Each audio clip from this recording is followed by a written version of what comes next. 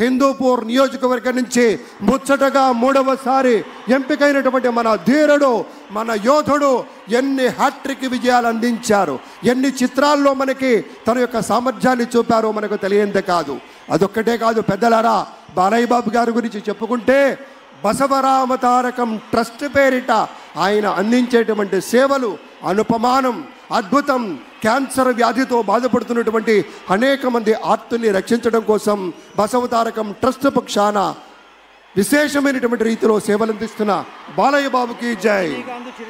అలాగే మన తమిళనాడు నుంచి ప్రత్యేకంగా విచ్చేసినటువంటి గౌరవనీయుల శ్రీ రజనీకాంత్ గారు విచ్చేశారు, నిరాడంబర యోధుడు. అలాగే మన పెద్దలు మెగాస్టార్ శ్రీ చిరంజీవి గారు విచ్చేశారు. స్వాగతం పలుకుతాం గట్టిగా మన మెగాస్టార్ చిరంజీవి గారికి. అద్భుతం. ఆత్మీయ ఆలింగనాల నడుమ సహేతుకమైన సప్రమాణికమైనటువంటి రీతిలో ఆ వినయం చూడండి మన రజనీకాంత్ గారిది. ఎంత ఎత్తుకెదిగినటువంటి గొప్ప కళాకారుడు అయినా కూడా వదిగి ఉండేటువంటి ఆ మహనీయులందరికీ స్వాగతం పలుకుతున్నాం. It gives us great pleasure to welcome Talaiva superstar Rajinikanth garu and Lata Rajinikanth garu to Andhra Pradesh for this momentous occasion. Padma విభూషణులు ఆ రోజు మనం అంతా చూసాం. పుత్రోత్సాహం తండ్రికి ఏ విధంగా ఉంటుందో మనకి తెలియదు, కానీ సోదర ఉత్సాహం ఆ సాష్టాంగ నమస్కారంలో మనం అంతా వీక్షించాం. ఆప్యాయత, అనురాగం, అనుకున్నది సాధించి పవన్ కళ్యాణ్ గారు సోదరుడు మెగాస్టార్ గారికి సాష్టాంగ నమస్కారం చేసిన తరుణం మనందరి కళ్ళల్లో కూడా నీళ్ళు వచ్చాయి, ఆనంద బాష్పాలు వచ్చాయి.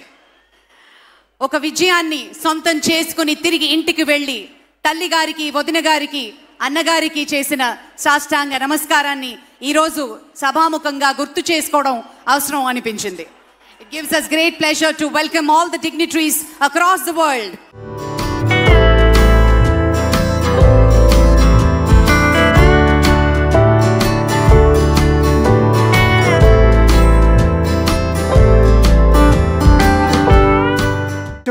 రీతిలో ఈ రాష్ట్ర యువత ఎన్నెన్ని ఇబ్బందులు పడుతుందో అవన్నీ గమనించినటువంటి రీతిలో పొరుగు రాష్ట్రాన్ని చూసి మనమంతా ముక్కున వేలేసుకోవలసినటువంటి పరిస్థితి వస్తున్నటువంటి సందర్భాన్ని దృష్టిలోకి తెచ్చుకున్నటువంటి యువ నాయకుడు శ్రీ లోకేష్ బాబు ఒక ప్రేమమూర్తిగా ఇవాళ ప్రత్యేకమైనటువంటి ఆత్మీయ బంధంతో తండ్రి గారు శ్రీ నారా చంద్రబాబు నాయుడు గారి నుంచి పుణికి పుచ్చుకున్నటువంటి సంస్కార భావాలతోటి అత్యంత వినయంతో మానవ జీవన గమ్యాన్ని నిర్దేశించినట్లుగా జీవితాన్ని కలగా కాదు ఒక కర్తవ్య నిర్వహణలా బోధ చేసేటువంటి రీతిలో